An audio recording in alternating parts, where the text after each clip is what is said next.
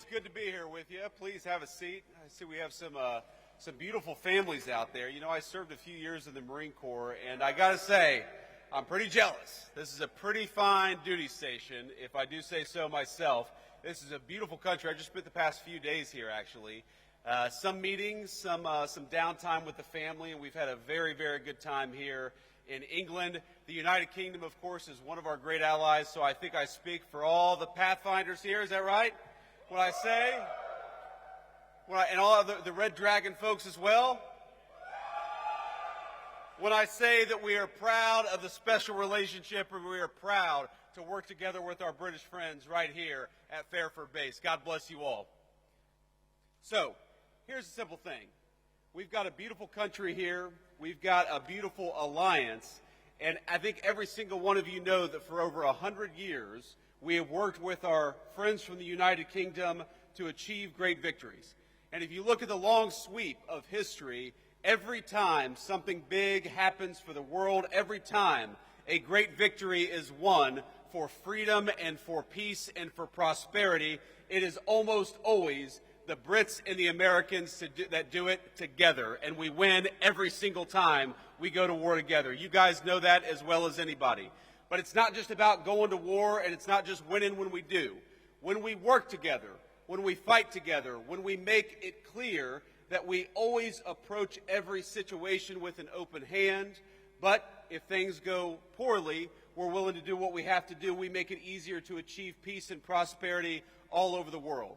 So I want to say, from all of us back home in the United States, for all the people that you serve with, that you fight for, that you make it possible to live the American dream in peace and prosperity, we are proud of you, we are grateful for you, and as your Vice President, I am damn proud to be here with you today. God bless every single one of you.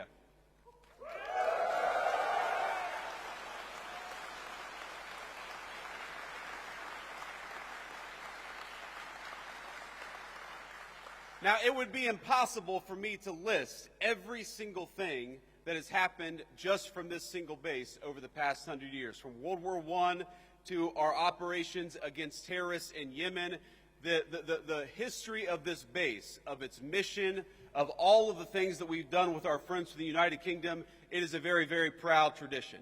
So I won't try to list everything that we've done, but you guys know the mission, you guys know the story, and you guys know the history.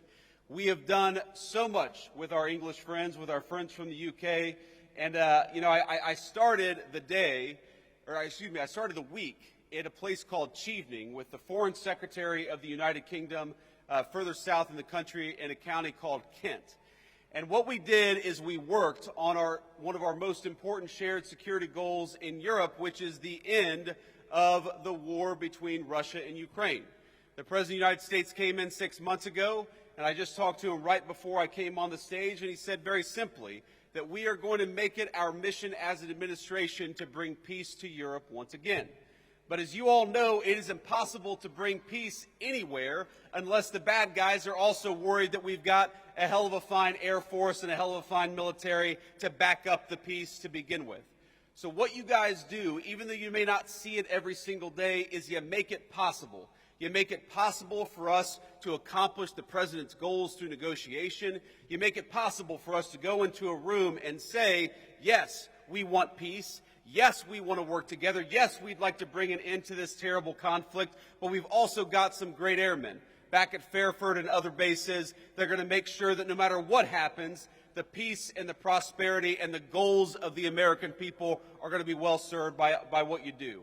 So I think if you look back at the last 6 months, if you look back at the number of lives that we've saved in Rwanda and the Congo, the President ended a 30-year war there. If you look at what we've done in the East Asia, where the President ended a conflict, in Serbia, Kosovo, where the President has brought peace to that area of the world, and now, in just a couple of days, with the President heading to Anchorage, Alaska, to try to achieve an end to this terrible war in Russia and Ukraine. You guys make that possible. You guys are the reason why we can go into a negotiation with strength.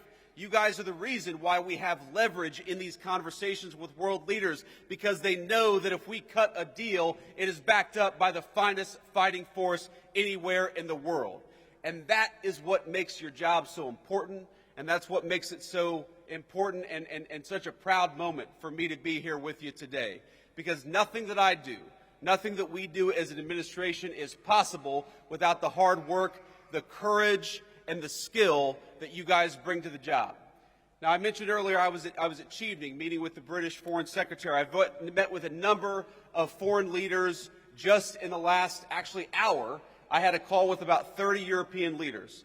And over the past couple of days, I've met with a number of leaders across the UK, across political parties, across the generations, because that's one of the great things about the UK's special relationship with the United States is it cuts across political alliances, it cuts across political parties, it cuts across generations because we've been working together for literally centuries. And you know what every single person that I meet often tells me?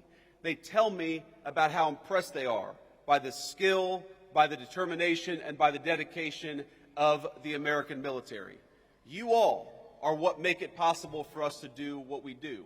When Marco Rubio, our great Secretary of State, goes to engage in some diplomatic negotiation, he knows that he's got the great people of the Secretary of Defense standing behind him. And that fact, the fact that people are impressed by you, the fact that so many people are frankly afraid of you, is why we're able to do what we do as an administration. So I just want to say from the President of the United States, who again I just spoke to, and he told me to give you this message. We're proud of you. We're grateful to you.